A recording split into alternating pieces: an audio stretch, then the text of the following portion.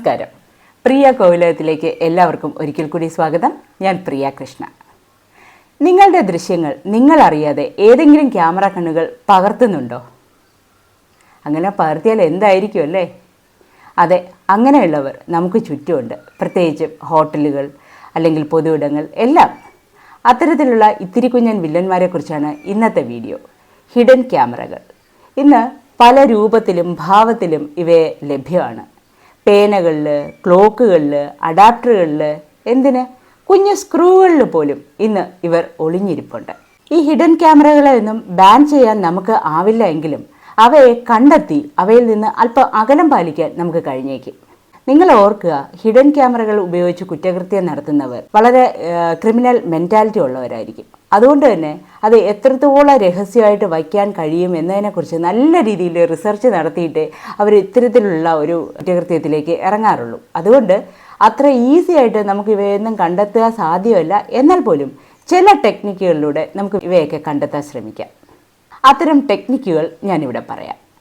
ഒന്ന്, നമുക്ക് പരിചയമില്ലാത്ത ഒരു റൂമിൽ നമ്മൾ നിൽക്കുകയാണെങ്കിൽ ആദ്യം റൂമിലെ എല്ലാ ലൈറ്റ്സും ഓഫ് ചെയ്ത ശേഷം നമ്മുടെ ഫോൺ എടുത്തിട്ട് അതിൻ്റെ ഫ്ലാഷ് ലൈറ്റ് ഓൺ ചെയ്ത് റൂമിലെ എല്ലാ ഒബ്ജക്റ്റീവ്സിനെയും ഒന്ന് സെർച്ച് ചെയ്യുക.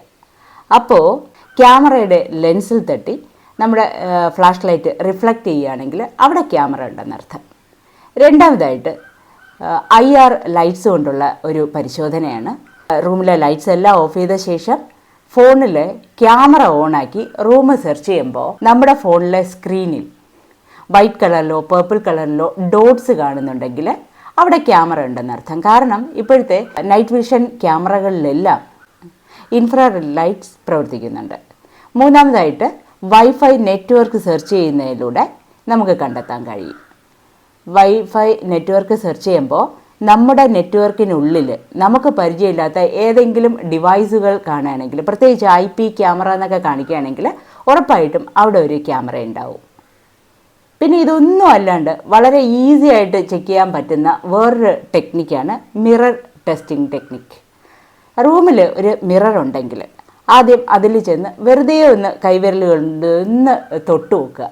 അപ്പോൾ കൈവിരലുകൾക്കും പ്രതിബിംബത്തിന് ഇടയ്ക്കായിട്ട് ഒരു കുഞ്ഞു വിടവുണ്ടെങ്കിൽ അത് സാധാരണ മിററാണ്, അതായത് 2 വേ മിറർ. എന്നാൽ നമ്മുടെ കൈവിരലുകൾക്കും ഈ പ്രതിബിംബത്തിന് ഇടയ്ക്കായിട്ട് ഒരു വിടവുമില്ല, പരസ്പരം തൊട്ടിരിക്കുകയാണെന്ന് തോന്നുകയാണെങ്കിൽ അത് 1 വേ മിററാണ്. അതിൻ്റെ പിന്നിൽ ഉറപ്പായിട്ടും ഒരു ഹിഡൻ ക്യാമറ ഉണ്ടാവും.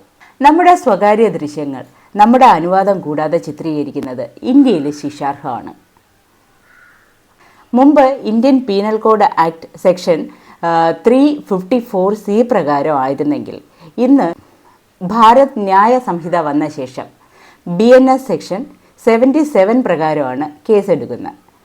1 വർഷം മുതൽ 3 വർഷം വരെ തടവോ, കുറ്റകൃത്യം ആവർത്തിക്കുകയാണെങ്കിൽ 7 വർഷം വരെ തടവോ ലഭിക്കാം. Information technology act section 66E പ്രകാരം 3 വർഷം തടവും 2 ലക്ഷം രൂപ പിഴയോ അല്ലെങ്കിൽ ഇവ രണ്ടുമോ ലഭിക്കാം. നമുക്ക് ചുറ്റും നിയമവും നിയമപാലകരും ഒക്കെ ഉണ്ടെങ്കിലും നമ്മളെ സൂക്ഷിക്കേണ്ടത് കാലത്തിൻ്റെ അനിവാര്യമാണ്. ഹിഡൻ ക്യാമറകളുടെ ചതിക്കുഴിയിൽപ്പെട്ട് ജീവനും ജീവിതവും നഷ്ടമായ ഒരുപാട് ജന്മങ്ങൾ നമുക്ക് ചുറ്റുമുണ്ട്. ഇനിയും അങ്ങനൊന്ന് ആവർത്തിക്കാതിരിക്കാൻ നമുക്കും ശ്രമിക്കാം അല്ലേ? ഇതിനുവേണ്ടി ഹിഡൻ ക്യാമറകളെ കണ്ട് പേടിച്ച് ഓടുകയല്ല വേണ്ടേ, അതിനെ നമുക്ക് പ്രതിരോധിക്കാൻ ശ്രമിക്കാം. ജാഗ്രതയാണ് വേണ്ടത്, ഭയപ്പാടല്ല. വീഡിയോ ഇഷ്ടമായിട്ടുണ്ടെങ്കിൽ ലൈക്ക് ചെയ്യുക, ഷെയർ ചെയ്യുക. ചാനൽ സബ്സ്ക്രൈബ് ചെയ്ത് പുതിയ അപ്ഡേറ്റ്സുകൾക്കായി ബെൽ ഐക്കൺ കൂടി എനേബിൾ ചെയ്തേക്കണം.